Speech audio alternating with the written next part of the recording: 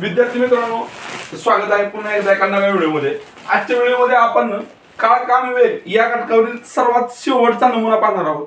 या नमुन्यामध्ये उदाहरण अशी असतात बघा, कसे असतात तर दोन प्रकारचे मजूर असतील, स्त्रिया असतील, पुरुष असतील, मुले किंवा मुली असतील। त्यांच्यामध्ये किंवा शब्द येऊन त्यांना काम पूर्ण करण्यासाठी लागणारे दिवस दिले असतात आणि पुढे काय केले असते तर त्या दोघांनी मिळून एकत्रित काम केलं तर किती दिवस लागतील असा प्रश्न विचारला असतो। त्यासाठी आपल्याला काय करावं लागतं, हे दोन युनिट्स आहेत किंवा दिलेले, त्या युनिटला पुढे जे दिले त्याच्यानुसार समान पातळीत आणून एका युनिटमध्ये कन्वर्ट करावं लागतं आणि मग उदाहरण सोडवतं। प्रत्यक्षात उदाहरण कसं सोडायचं बघूया आपण। 6 पुरुष किंवा 8 मुले 24 दिवसात काम पूर्ण करतात। बघा, 6 पुरुषांना किती दिवस लागतात काम करायला, थोडंसं असं लिहून घेतलं। 6 पुरुषांना काम पूर्ण करण्यासाठी लागणारे दिवस किती आहेत, 24 आहे। त्या किंवाचा अर्थ काय आहे तो समजून घेऊया। आणि 8 मुलांना पण ते काम संपवायला किती दिवस लागतात, 8 मुलांना ते काम संपवायला किती दिवस लागतात, 24 दिवस लागतात। 8 मुलांना ते काम संपवायला किती दिवस लागतात, 24 दिवस लागतात। पण पुढे आपल्याला काय विचारलंय, 7 पुरुष आहेत आणि 12 मुले आहेत आणि ह्यांनी एकत्रित काम सुरू केले तर किती दिवस लागतील। आता इथलं हे मुले आणि इथलं हे मुले यांच्यात आपल्याला तुलना करायची आहे आणि मुलांना त्या 12 मुलं म्हणजे पुरुषांच्या समान पातळीत आणायचं आहे। इथली 6 पुरुष आणि 8 मुलांचं काम आहे, पण 12 मुलांचं काम म्हणजे किती पुरुषांच्या बरोबरीचं काम असेल हे पहिल्यांदा कळावं लागेल आपल्याला। मग इथं बघा, इथं जर बघितलं आपण तर आपल्याला लक्षात येते हे 6 8 आहे, म्हणजेच गुणोत्तर आपण नेहमी 8 संक्षिप्त रूपात लिहितो, 3 4 आहे, बरोबर आहे। हे 3 4 आहे। आता तिथं आपल्याला पुरुषांची संख्या मुलांच्या संख्येत कन्वर्ट करायची किंवा मुलांची संख्या पुरुषांच्या संख्येत कन्वर्ट करायची।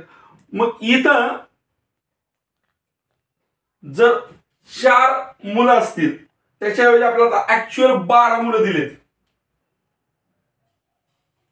तर ह्या 3च्या पटीत पुरुषांची संख्या किती असेल हे आपल्याला पहिल्यांदा शोधून काढावं लागते। 3 4 तर 12 किती, आपल्याला समचलन आहे, काढतोय आपण 3 गुणिले 12 भागिले 4 म्हणजे 12 पुरुषांचं काम आणि 12 मुलांचं काम हे 9 पुरुषांच्या बरोबर आहे। 12 पुरुषांचं काम हे 9 मुलांच्या बरोबर आहे। म्हणजे 12 पुरुष जे दिलेत आपल्या इथं त्यांचं काम किती मुलांच्या बरोबर येत आहे हे आपण कशाला रूपांतरित केले। 12 पुरुषांचं काम 9 मुला एवढं आहे। आता मुलं आपल्याला टोटल किती झाली दिलेले 7 आणि ह्या 12 पुरुषांचं काम 9 मुला एवढं आहे। इथं 7 पुरुष आहेत आणि हे 12 मुलं आहेत। ह्या 12 मुलांचं काम आपण इथं या गुणोत्तरावरून काढले, किती पुरुष एवढं आहे, 9 पुरुष एवढं आहे। 7 अधिक 9 16 पुरुष झाले। किती पुरुष झाले आता, 16 पुरुष झाले। हे एकत्र काम करलेत, पुरुषाचं कन्वर्ट केलं तर 6 पुरुषांना 24 दिवस लागत होते।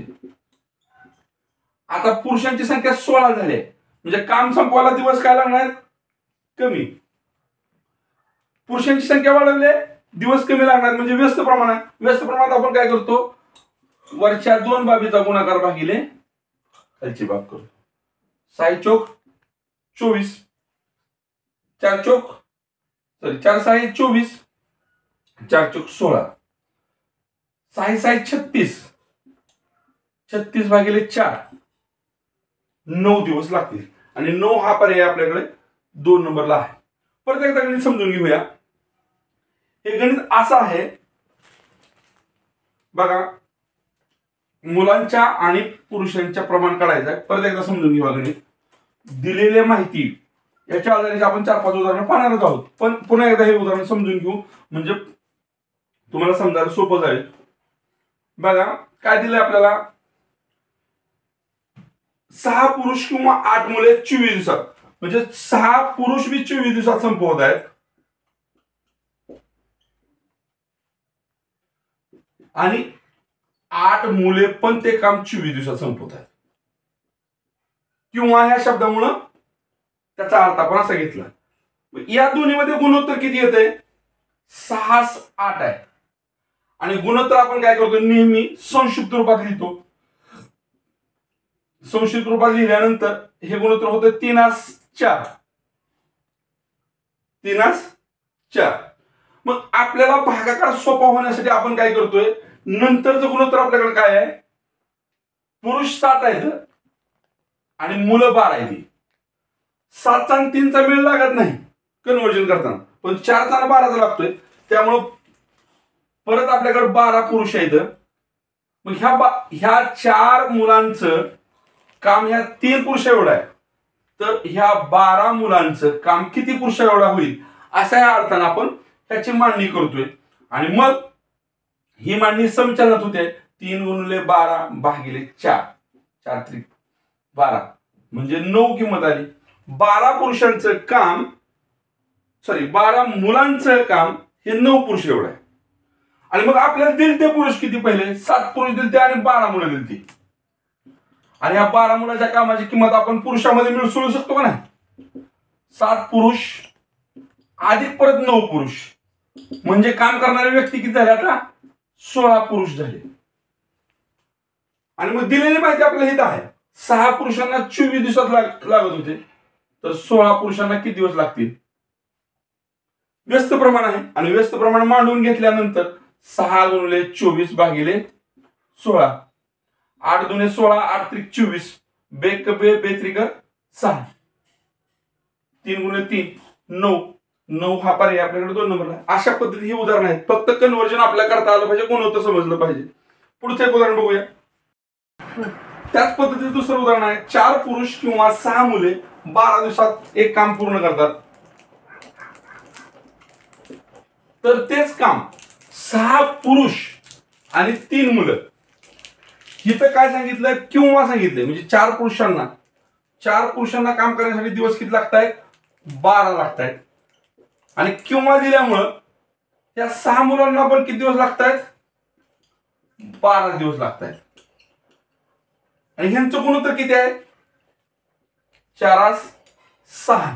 आणि गुणोत्तर आपण संक्षिप्त रूपात मांडतो म्हणजे 2-3 झालं.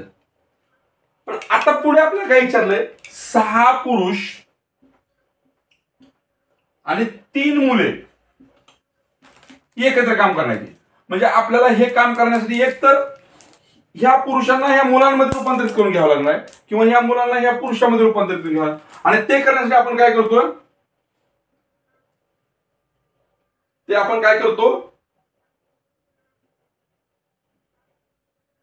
ह्या गुणोत्तराशी तुलना करून घेतो. ज्यावेळेस 3 मुलांचं काम आहे त्यावेळेस ते काम 2 पुरुष एवढं आहे. ऍक्च्युली इथं 3च मुलं दिली ती. ह्या 3 मुलांची पुरुषाच्या भाषेत जर कन्व्हर्जन करून घ्यायचं असेल तर ते 3 मुलांचं काम किती पुरुष एवढं आहे? 2 पुरुष एवढं आहे. ह्या गुणोत्तरावरून आपल्याला लक्षात येते. म्हणजे इथं आपण 3 मुलांच्या ऐवजी 2 पुरुष लिहू शकतो. आणि 6 पुरुष अधिक 2 पुरुष म्हणजे एकूण पुरुष किती झाले काम करणारे? आता 8 पुरुष झाले. 8 पुरुष झाले. 4 पुरुषांना 12 दिवस लागतात. 4 पुरुषांना 12 दिवस लागतात. तर 8 पुरुषांना किती लागतात? 4 पुरुषांना 12 दिवस लागतात. आता ह्या दोन्हीचं बेरीज करून एकात रूपांतरित केले आपण. 8 पुरुष लागतात आहेत.